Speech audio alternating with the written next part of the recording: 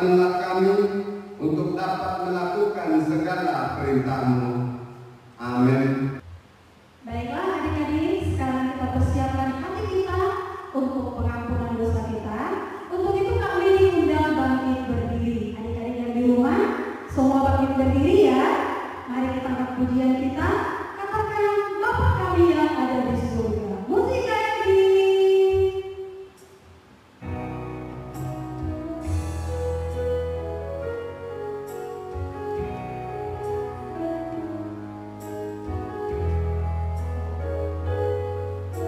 Kita sama-sama pujian ini.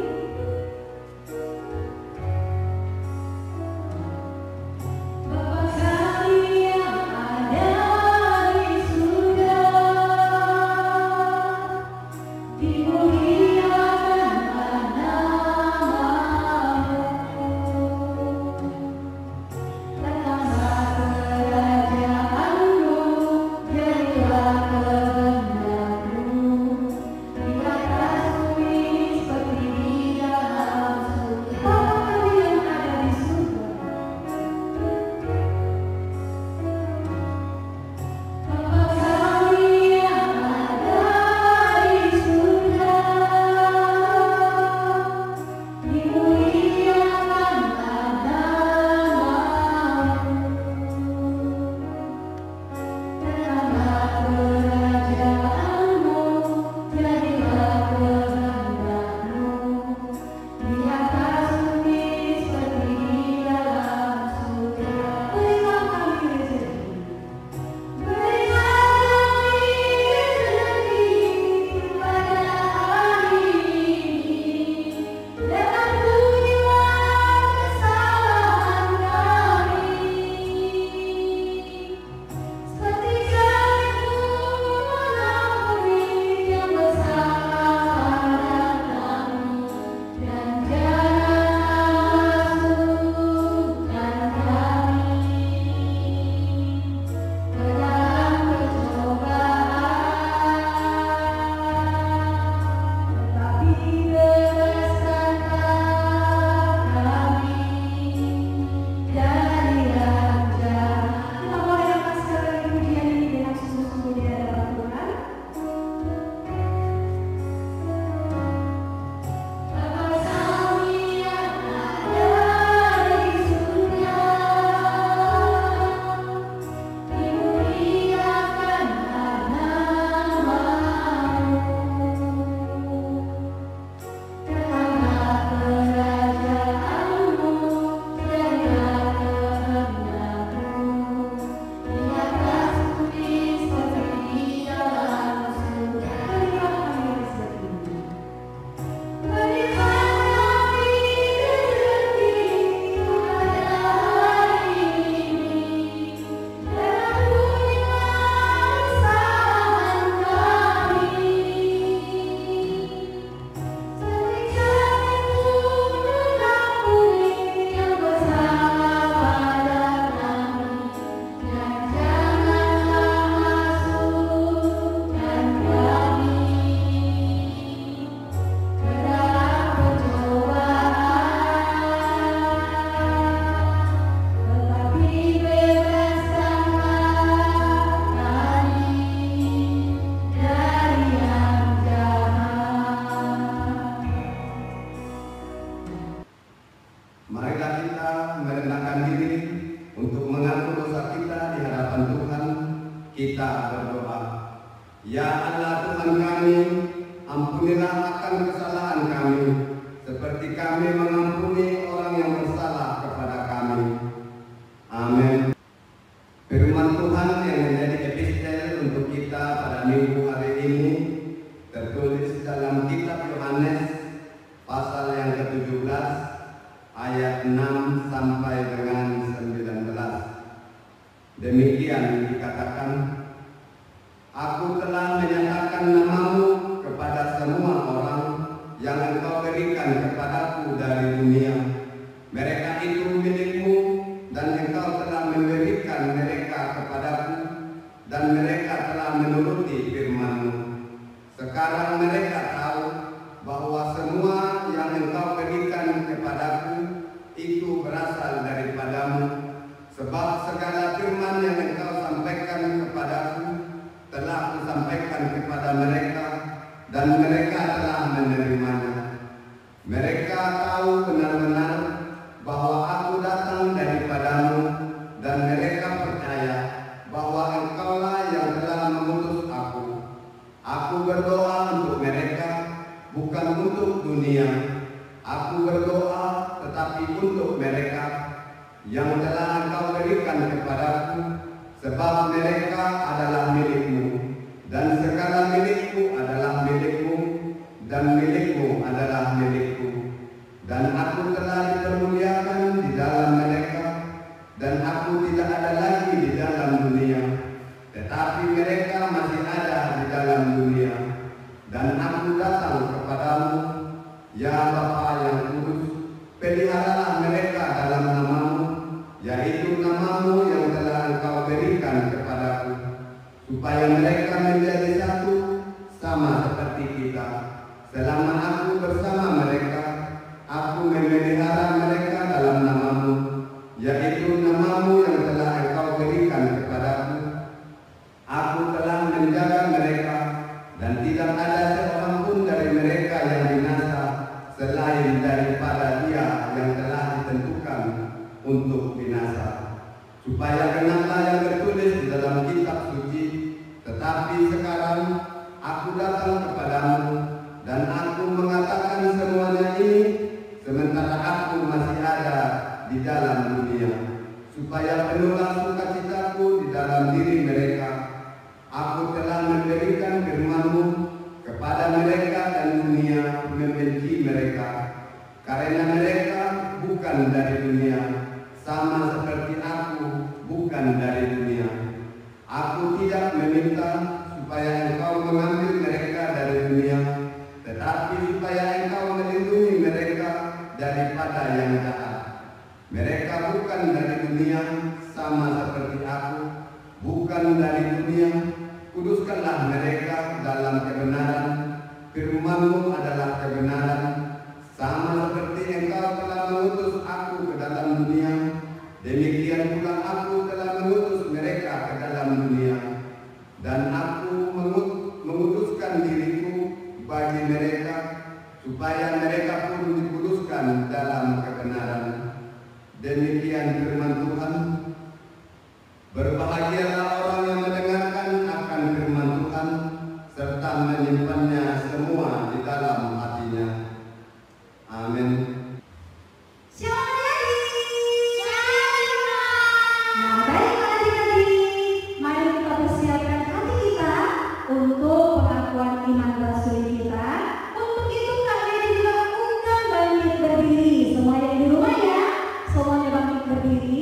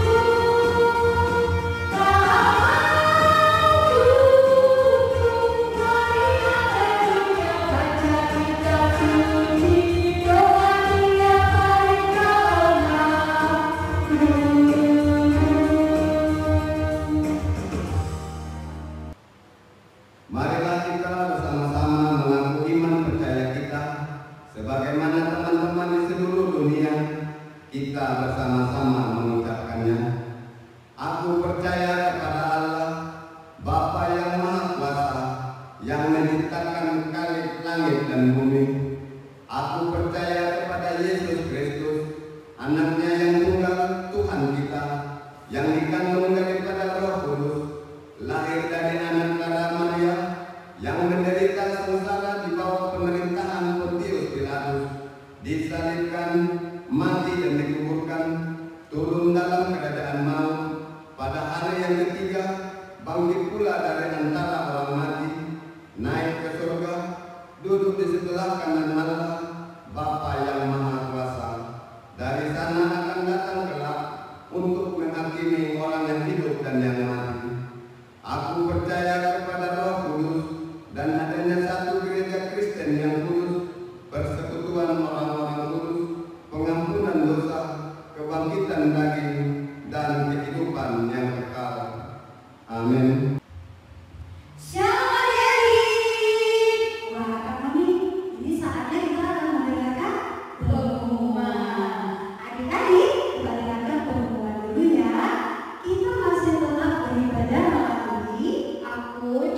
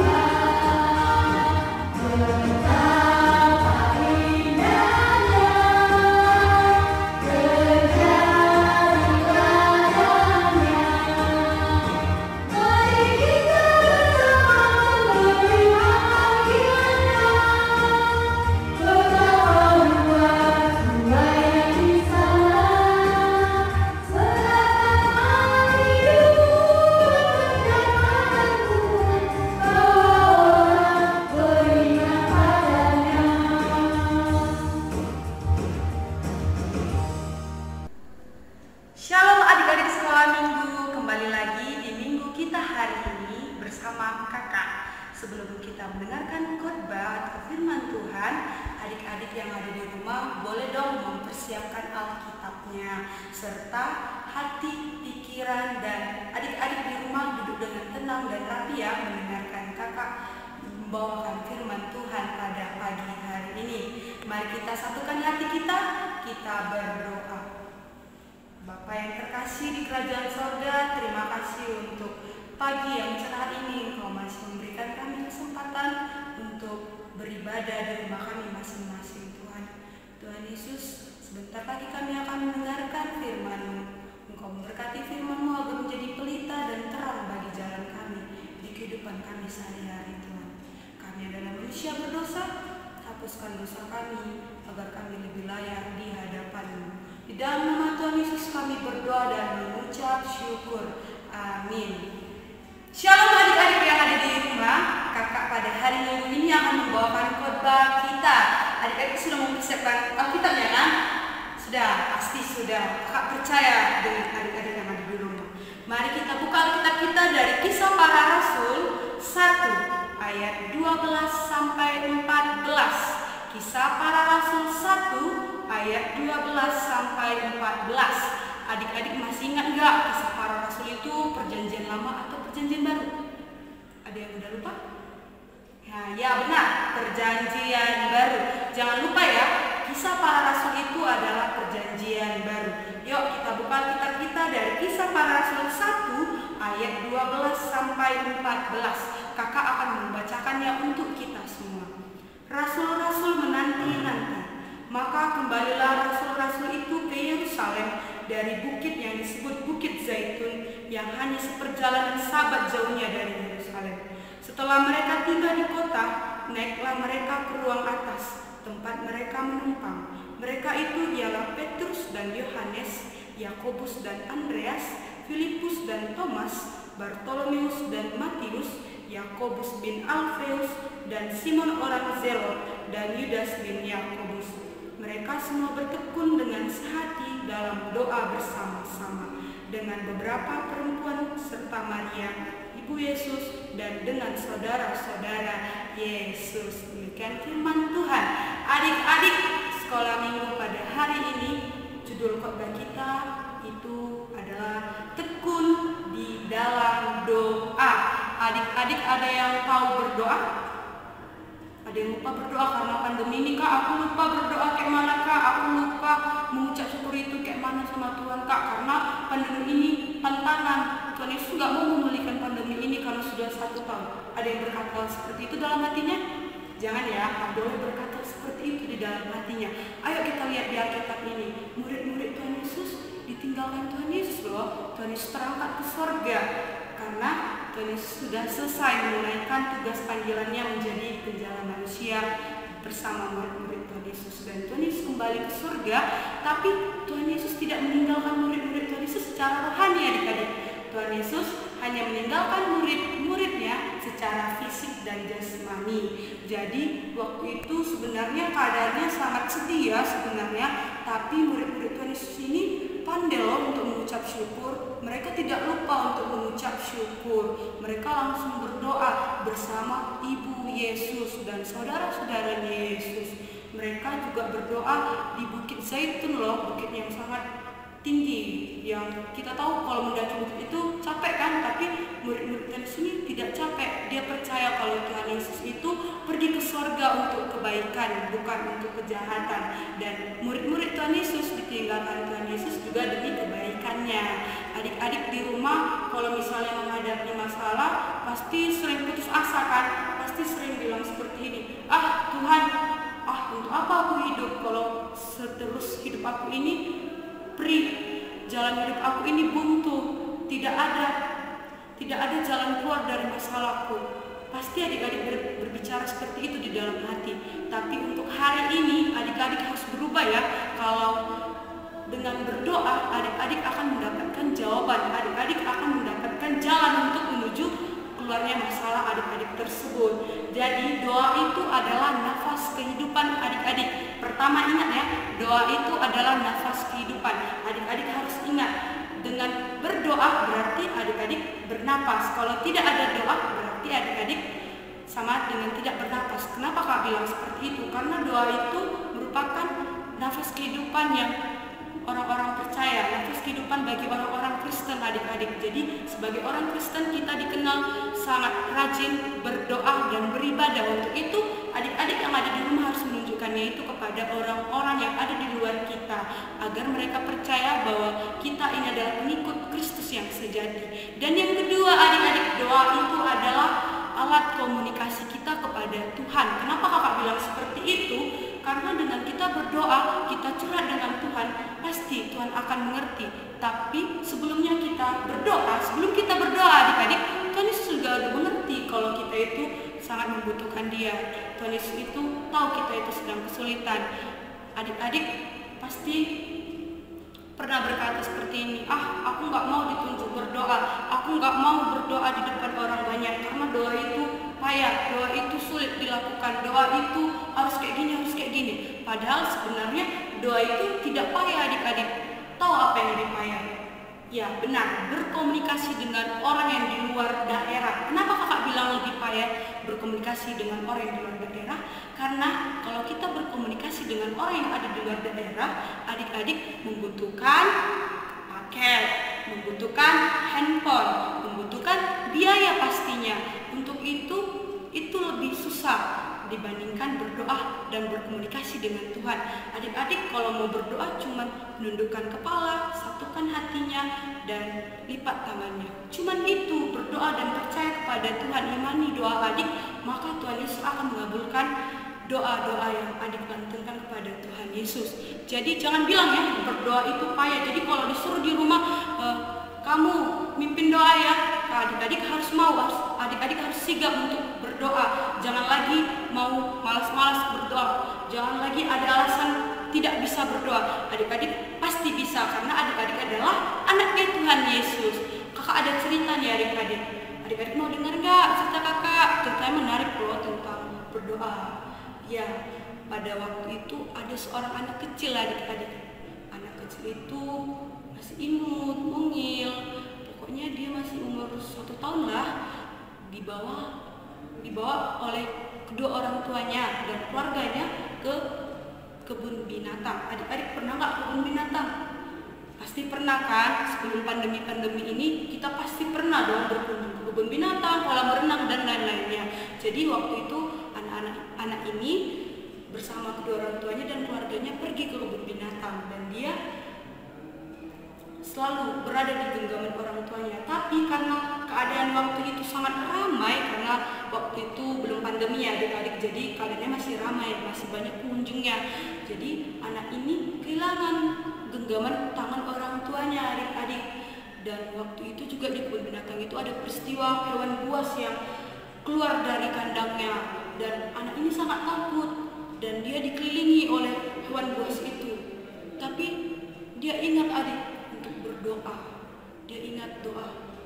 Apa ya waktu itu doanya? Iya benar, doa makan. Dia cuma bilang, Tuhan Yesus berkati makanan ini. Masa dia mendoakan makanan padahal dia lagi ingin diterkam sama binatang buas?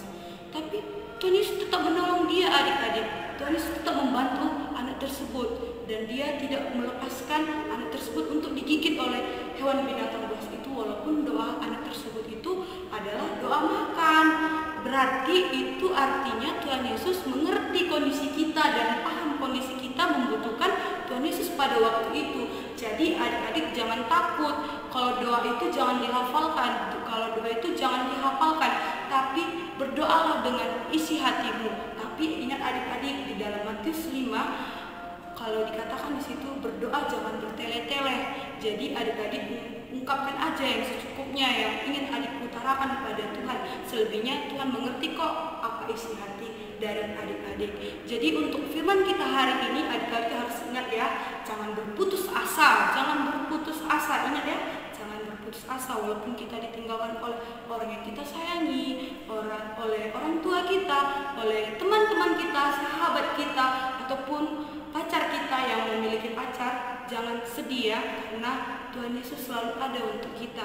Doakanlah mereka agar mereka tahu kemana jalan mereka lagi. Jadi jangan sedih, jangan berputus asa, tetap semangat. Kalau anak Tuhan Yesus itu harus semangat, ya kan adik-adik? Tahu kan tepuk semangat, semangat. Jadi adik-adik harus semangat ya, jangan berputus asa. Dan yang kedua yaitu harus berdoa, harus selalu berdoa. Karena apa tadi kakak bilang? Kalau berdoa itu adalah nafas kehidupan dan alat komunikasi kita kepada Tuhan, adik-adik. Jadi jangan lupa ya untuk berdoa dimanapun, kapanpun. Adik-adik harus berdoa dan bagaimanapun keadaannya.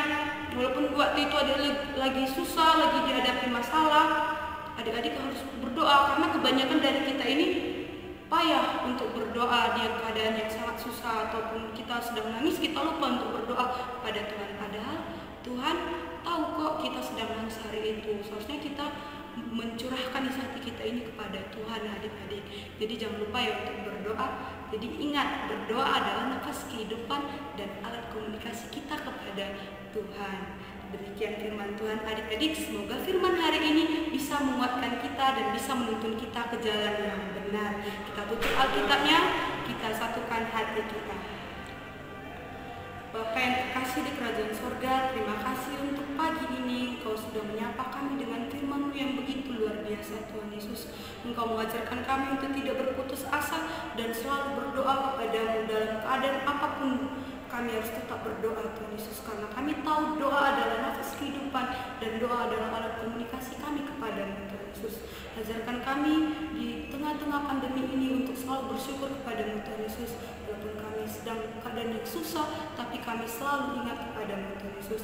Untuk adik-adik sekolah minggu yang ada di rumah, kuatkan mereka dan berikan mereka iman yang kuat, Tuhan Yesus, agar mereka bisa menjalankan firman-Mu dengan penuh hati, Tuhan Yesus. Kami adalah manusia berdosa, Tuhan Yesus. Hapuskan dosa kami agar kami lebih layak di hadapan-Mu. Dalam nama Tuhan Yesus kami berdoa dan mengucap syukur. Amin. Dadah adik-adik, shalom. Baiklah adik-adik, kita sudah sama-sama mendengarkan firman Tuhan yang disampaikan Kak Suci. Adik-adik masih ingat pesannya? Nah, adik-adik, sekalipun Tuhan Yesus telah naik ke surga, tetapi kita orang-orang yang percaya harus tetap selalu berdoa kepada Tuhan Yesus, karena doa adalah nafas orang yang percaya. Nah, baiklah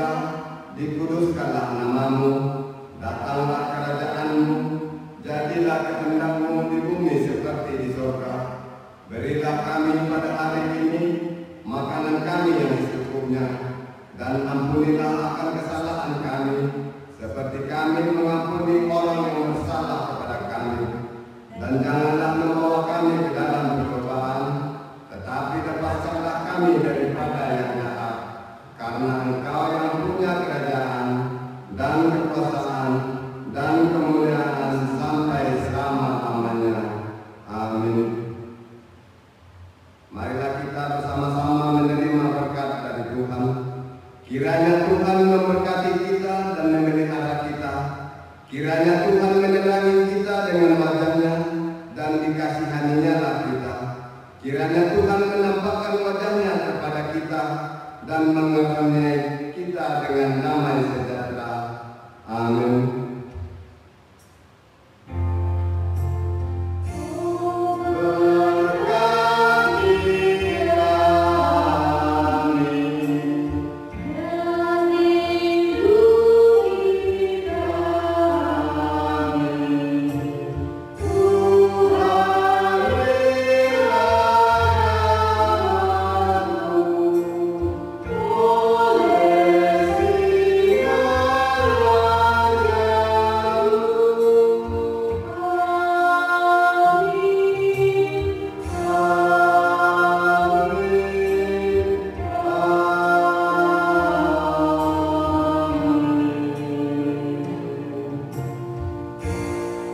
Shalom, selamat hari Minggu buat kita.